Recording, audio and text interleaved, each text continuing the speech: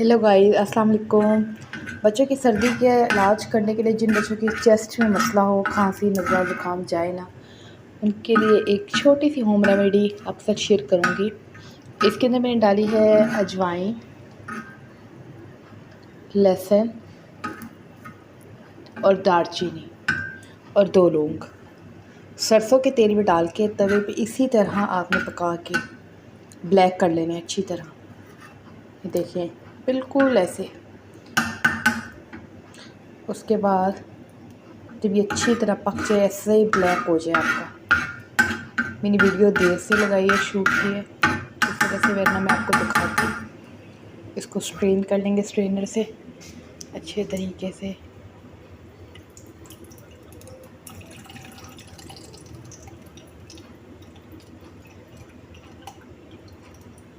उसके बाद आप किसी भी शीशी में डालें और इसे रात को सोते हुए बच्चों की चेस्ट पे, पाँवों के तलवों के नीचे लगाएं। इंशाल्लाह बच्चों को बहुत ज़्यादा आराम मिलेगा।